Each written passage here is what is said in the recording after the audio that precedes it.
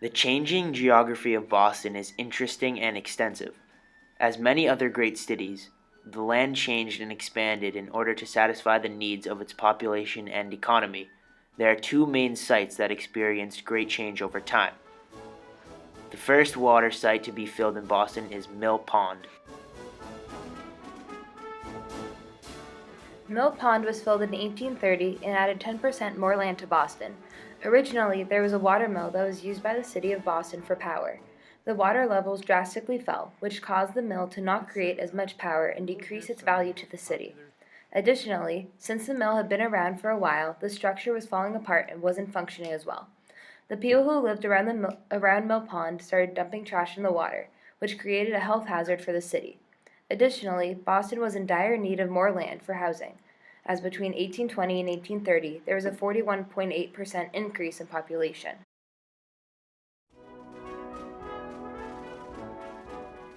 With Boston bursting at the seams and the pond seeming to have no value to the city, in the spring of 1807 a group of officials reached an agreement to fill it in.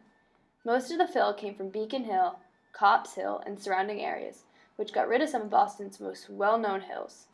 The landfill originally had a canal running through the middle of it to allow ships to get through.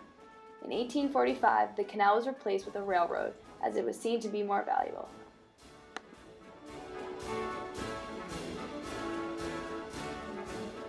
The north side of the additional land was soon lined with depots of all railroads that entered into Boston from the north. The change also made the surrounding neighborhoods more appealing because the pond made them smell really bad, but when they filled it, the smell went away. The neighborhoods were mostly African American, but when whites suddenly wanted to move in, the African Americans were kicked out of their homes so white people could move in because the whites could pay more rent. The land is now known today as Pemberton Square. The second big addition to Boston was the South Cove.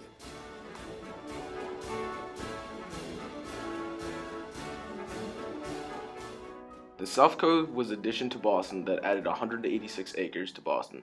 At first, the area was used for ships because it provided a good and safe place for ships because of the protection from the harsh Atlantic that the peninsula provided. The decision to fill in the South Cove was partially because the owners saw more money in making land available for railroads rather than keeping it open for ships to use as a cove. Additionally, Boston was still in need of more places for residents to live, so filling in the cove seemed like the best decision for both the economy and the public.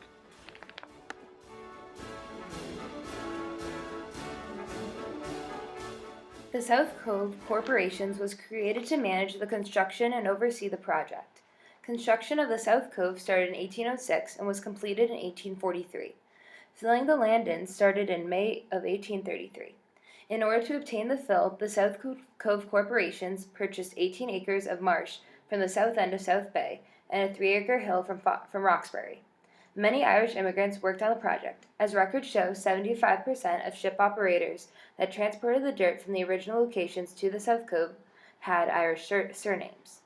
Once the fill was in the South Cove, laborers used wheelbarrows and horse carts to unload fill from the ships and move it to where it was needed.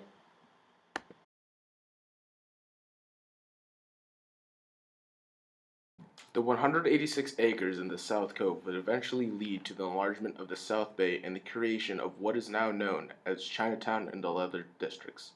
The South Cove addition was also to be used to construct more homes and residential buildings, as Boston was still in need of more room for residences.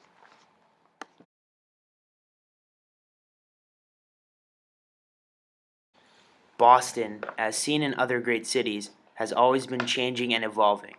It has nearly tripled in size since 1630 as the needs of the economy and its people changed to fit the time period.